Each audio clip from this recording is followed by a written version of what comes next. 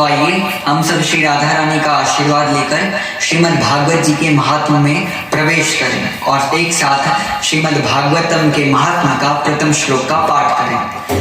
सच्चिदानंद रूपाय विश्वोत्पत्त्यादि Hathaway तापत्रय विनाशाय श्री कृष्णाय वयं नमः। बड़ा सुंदर वर्णन मिलता है कि जिस प्रकार से एक बेटी के पिताजी अपनी बेटी का विवाह कराने से पूर्व होने वाले वर के बारे में कुछ जानकारी एकत्रित करते हैं, जिसमें मुख्य रूप से वह ये जानते हैं कि आखिर वर दिखता कैसा है, वह क्या काम करता है, उसकी क्या शक्ति है, क्या सामर्थ्यता है और वह रहता कहाँ है।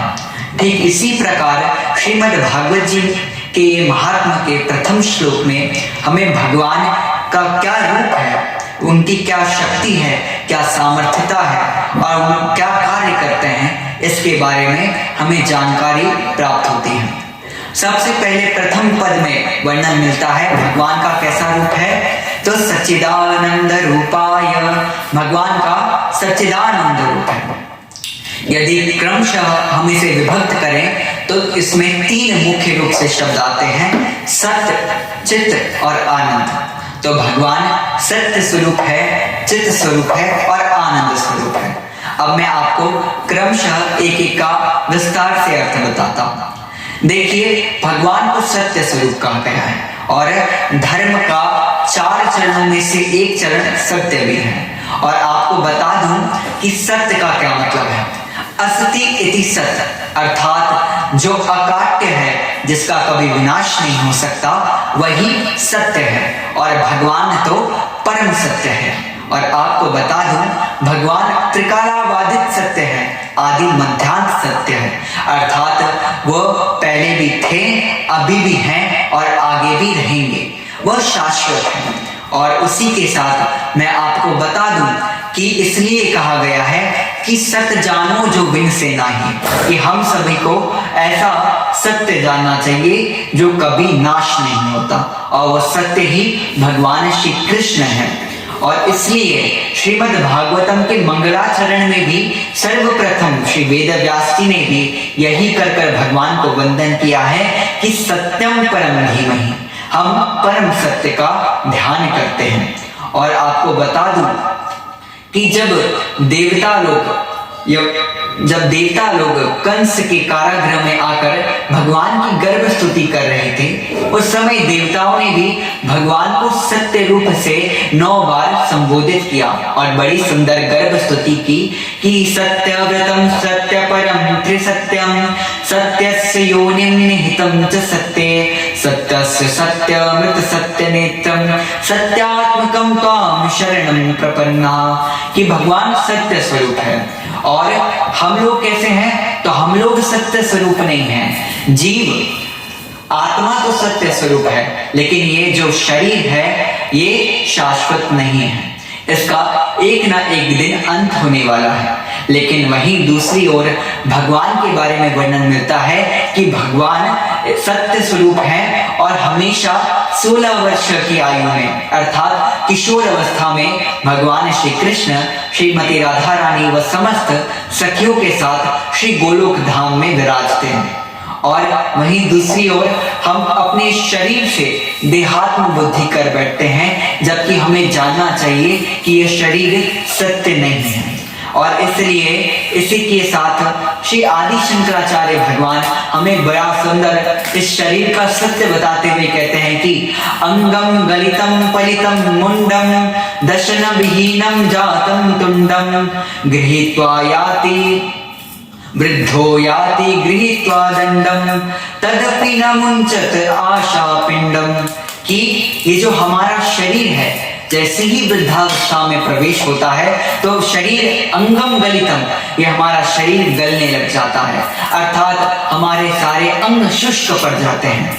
साथ ही साथ पलितम मुंडम, हमारे जो केश हैं, हमारे जो बाल हैं, ये सफेद पड़ जाते हैं, झड़ जाते हैं। साथ ही साथ आगे चल कहते हैं कि दशन विहीनम जातम तुंडम, कि जो हमारा मुख है उसमें एक दांत भी नहीं रह जाता है, हमारा मुख दंत विहीन हो जाता है, हमारा जो स्वरूप है वह देखने में एकदम कुरूप हो जाता है। और साथ ही साथ वृद्धो याति गृहीत्वा दंडम, और आखिर में हमें चलने की भी सामर्थ्यता नहीं होती, हम एक डंडे का सहारा लेकर आवाजाही करते हैं, लेकिन तदपि न मुंचा आशा पिंडम, लेकिन फिर भी हम इतने आसक्त हैं और इस माया में इतने लिप्त हैं, अज्ञान के अंधकार में इतने चूर हैं कि तब भी इतनी वृद्धावस्था आने के बाद भी हम भगवान की याद नहीं करते, बल्कि यह संसार की तुच्छ काम वासनाओं में अपने मन को लिप्त रखते हैं। इसलिए सबसे पहले हमें यह शिक्षा मिली कि हमें भगवान के सत्य स्वरूप का ध्यान करना चाहिए। आगे कैसे हैं भगवान, तो आगे भगवान को चित्त स्वरूप से वर्णन किया गया है। देखिए सज्जनों, चित्त का सीधा सा अर्थ होता है चैतन्यता, चैतन्यता और साथ ही साथ तेज। मैं आपको बता दूं कि हम सभी प्राणियों के भीतर जो आत्मा रूप से चेतना प्रदान करने वाले हैं, वही परम चैतन्य भगवान श्री कृष्ण है।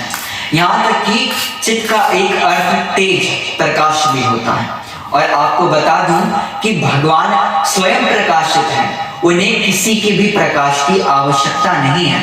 यहाँ तक कि उन्हें न सूर्य के प्रकाश की आवश्यकता है, न चंद्र की और न ही तारा की। और यहाँ तक कि जो सूर्य, चंद्रमा और तारागण है, इन्हें भी स्वयं प्रकाश या अपने स्वयं के प्रकाश से प्रकाशित नहीं हो रहे, बल्कि भगवान श्री कृष्ण की कृपा के माध्यम से यह प्रकाशित हो रहे। मैं आपको बताता हूँ, यह दृष्टांत है कि जिस प्रकार से एक ट्यूबलाइट होती है, अब वो देती तो लाइट है, प्रकाश देती है, लेकिन क्या हमें ऐसा कहना चाहिए कि प्रकाश मात्र ट्यूबलाइट से आ रहा है? तो हम ये गलत कहेंगे, क्योंकि उसमें जो प्रकाश का जो सार है वो उसके कनेक्टिंग वायर से जा रहा है, बिजली के तार से जा रहा है। तो उसी प्रकार से ये जो ट्यूबलाइट है वो एक माध्यम है, लेकिन उसमें ऊर्जा, विद्युत पहुंचाने वाली तो बिजली है।